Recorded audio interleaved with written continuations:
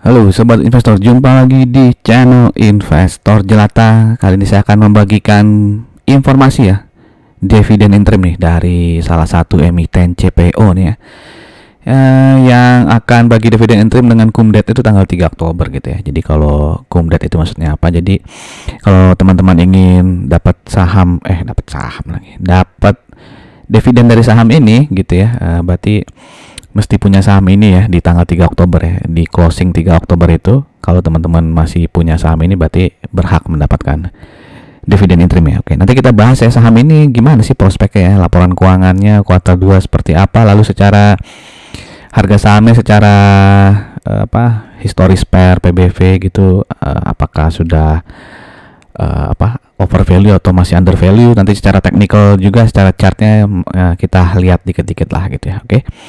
Oke, langsung aja mari kita mulai. Let's go.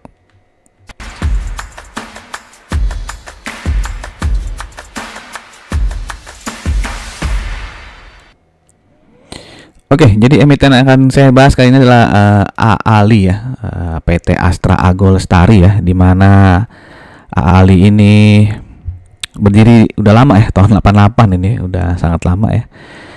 Dan dia IPO di tahun 97 ya, 9 Desember 97 dengan harga IPO-nya saat itu 1.550. Dan saat ini komposisi kepemilikan sahamnya seperti ini ya. Astra International alias ASII ya, ASI itu memegang 61,99%. Ada dua nih ya. Ini kenapa ada dua ya? Berarti dijumlahin lah ya.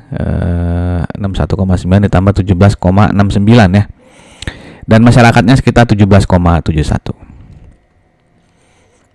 Oke, lalu ini adalah lokasi perkebunan dan pabrik pengolahan dari Astra Agro Lestari ya, di mana di sini ada di Pulau Sumatera, Kalimantan dan juga Sulawesi ya. Kalau kebun sawitnya berarti ya di Sumatera jelas ada, di Kalimantan ada, di Sulawesi juga ada nih ya, yang lambang gambar kebun sawit ini ya.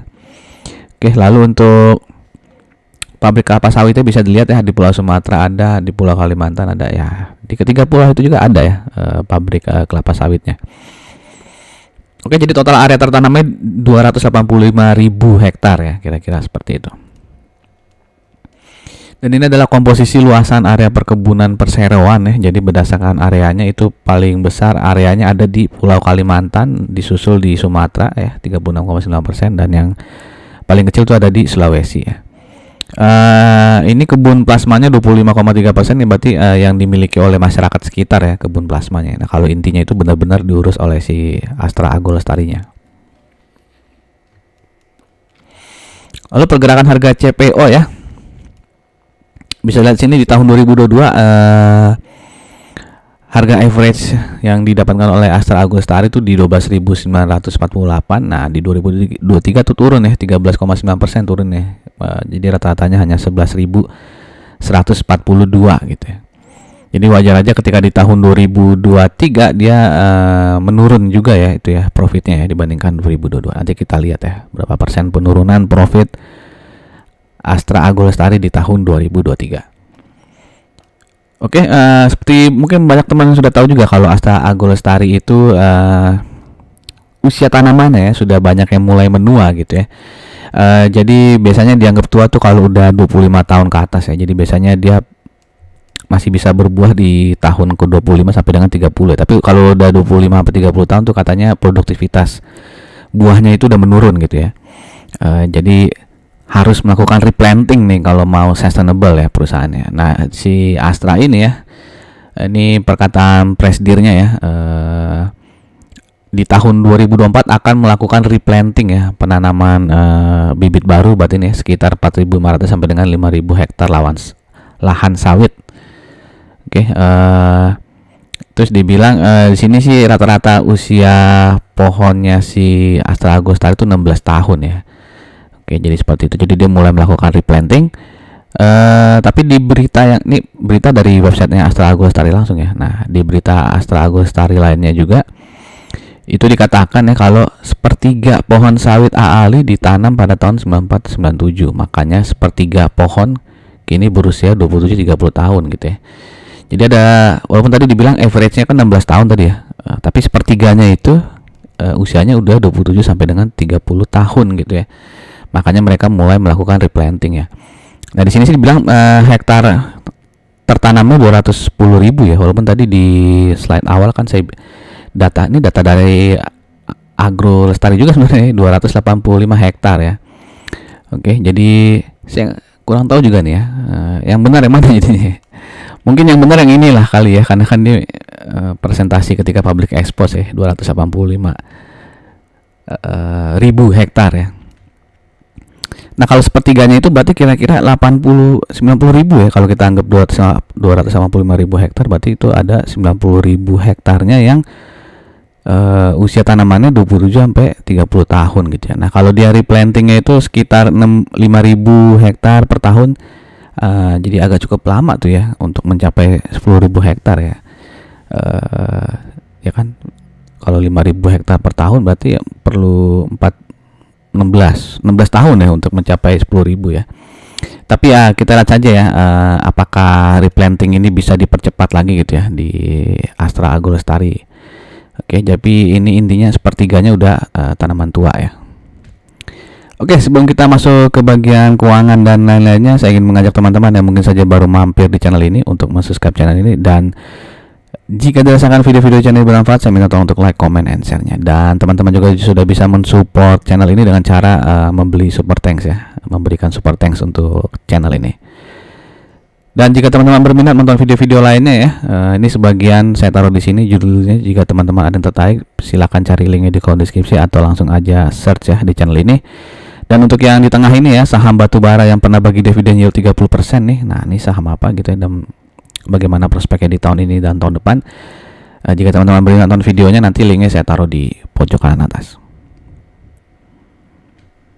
Oke, kita flashback ke tahun 2023. Seperti saya katakan, di tahun 2023 kinerja Astra Agro Lestari itu menurun ya, di mana revenue-nya turun 4,96% dan profitnya turun lebih dalam lagi ya, 38,85%. Salah satu tadi karena penurunan harga jual CPO ya di tahun 2023 dibandingkan 2022.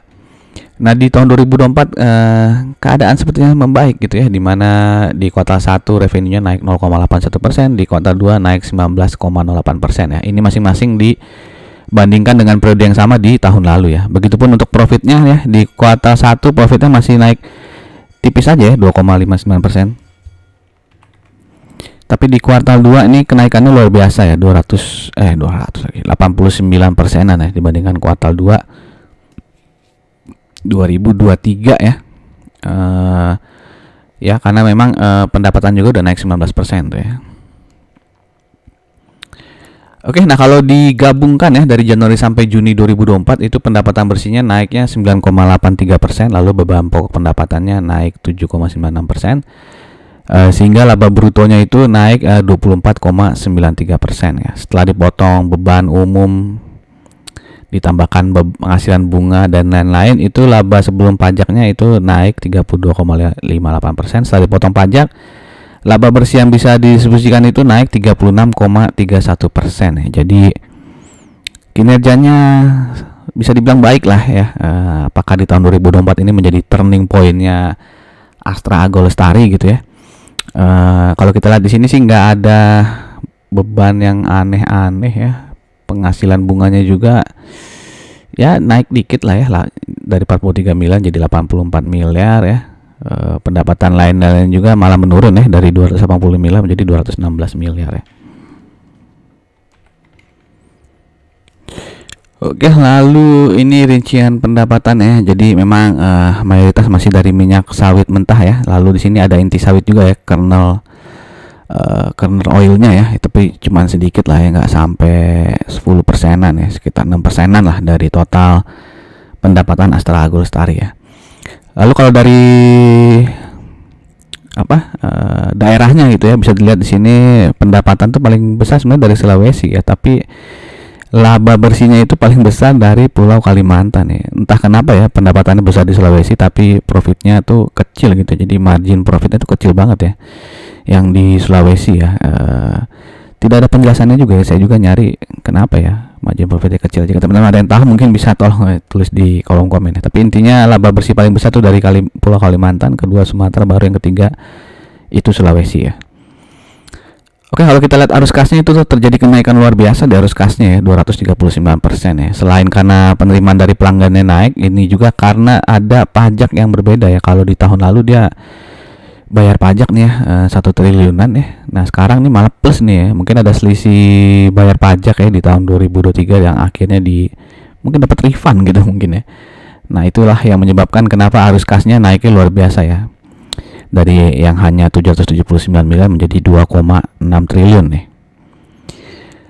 Oke, lalu ada salah satu berita yang mungkin positif ya untuk emiten-emiten CPO, di mana pemerintah melalui peraturan Menteri Keuangan nomor 62 tahun 2024 resmi menurunkan tarif pungutan ekspor produk kelapa sawit ya.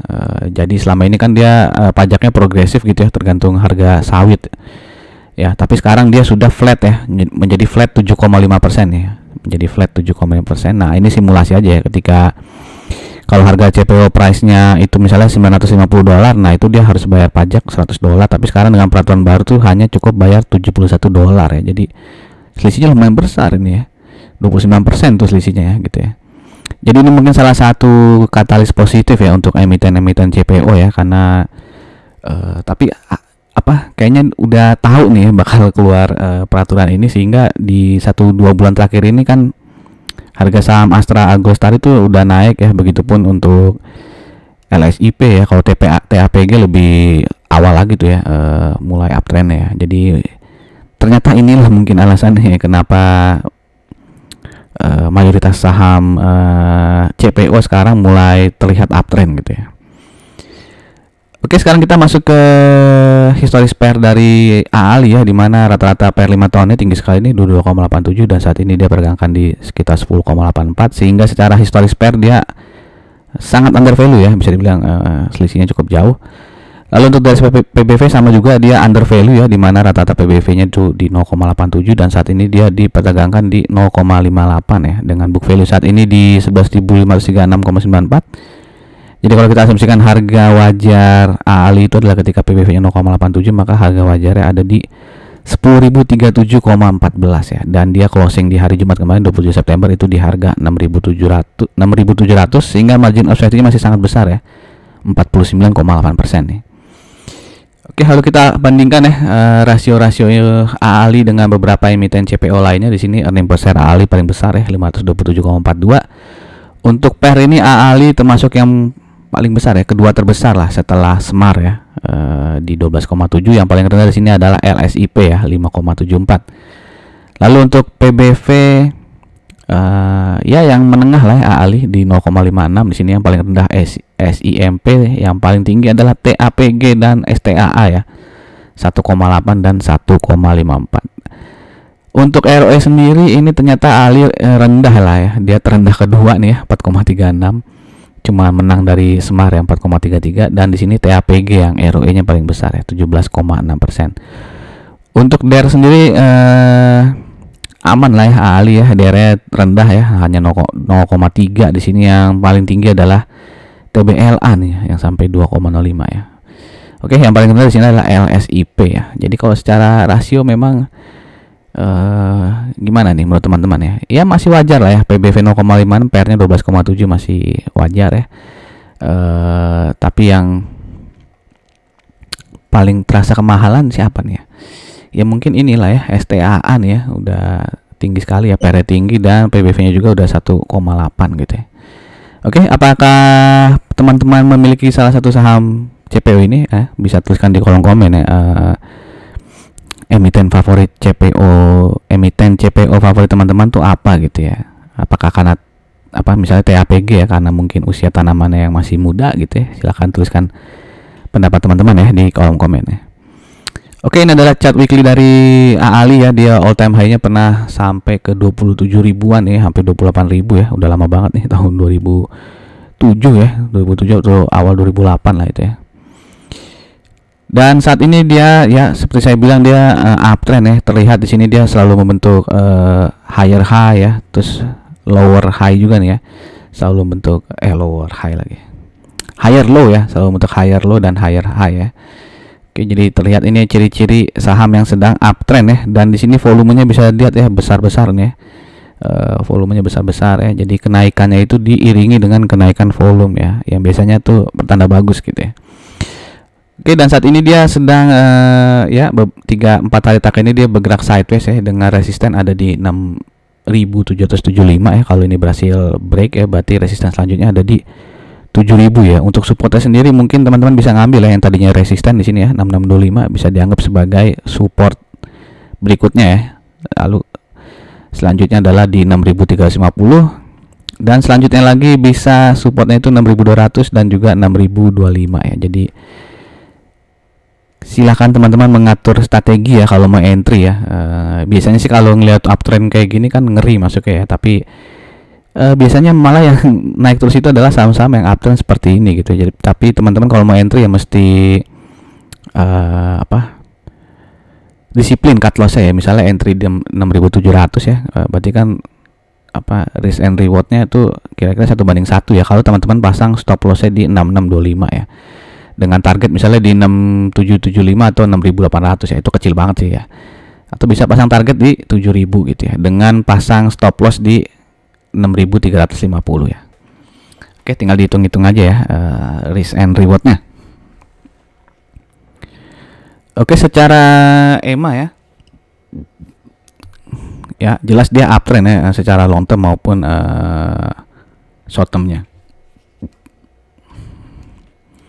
Oke, sekarang kita masuk ke dividen historinya ya, dimana AAL ini konsisten ya, dividen payout ratio-nya sekitar 45% ya, udah bertahun-tahun. Lalu ya dia bahkan bagi dividen interim ya di kumulatif 3 Oktober besarnya itu Rp84 ya. Rp84 ini kalau kita bagi dengan harga sahamnya 6.700 ya, kira-kira masih 1, berapaan gitu, 1, persenan gitulah ya. Dan biasanya bagi dividen finalnya itu di bulan Mei atau bulan April ya. Oke, ini adalah earning per share dari AALI ya di 2 kuartal terakhir ya. Kalau disetahunkan itu totalnya 520,65. Mari kita lihat kalau benar earning per share-nya sampai akhir tahun tuh di 520,65 dan kita asumsikan dividen payout ratio-nya 45%, maka dividennya itu 234,29 ya. Kita kurangi dengan dividen interim ya Rp84 tadi, maka potensi dividen finalnya kira-kira 150,29 ya, sehingga potensi dividen yield-nya 2,24 ya. Nah, kalau teman-teman dapat dividen interimnya juga yang 1 komaan itu ya, 1,2 atau 1,3 ya, berarti totalnya sekitar 3%-an lah potensi dividen yield-nya ya. Nah, tadi kan sampai Juni ini dia sebenarnya profitnya itu naik 36% ya. Nah, misal kita asumsikan ya earning per share 2024 itu 36% lebih tinggi daripada earning per share 2023 ya, maka kira-kira earning per share tahun ini tuh di 746,1 ya.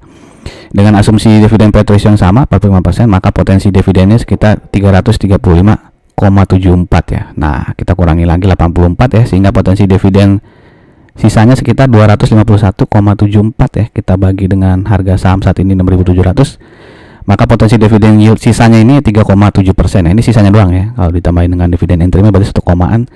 Teman-teman tuh bisa dapat di sekitar 4,7 atau malah 5% lah gitu. Jadi lumayan besar lah kalau memang earning per share-nya itu sebesar nanti 746,1 ya.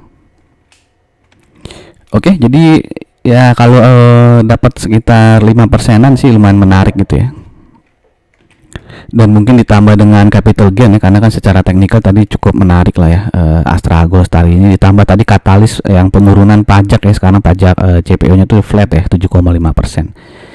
Jadi profitnya naik ya 36%-an sampai dengan Juni, terus ada katalis positif, jadi cukup menarik lah secara harga sahamnya gitu ya, selain tadi yang potensi dividen yield ini. Itu saja informasi dari saya, semoga berguna untuk teman-teman. Silahkan tuliskan pendapat teman-teman ya mengenai saham Astra Agrolestari ini ataupun saham-saham CPO lainnya. Apakah memang CPO ini akan lebih cerah ya di tahun 2004 dan 2025? Silahkan tuliskan pendapat teman-teman di kolom komen. Sampai jumpa lagi di video-video berikutnya. Salam jelata, sukses.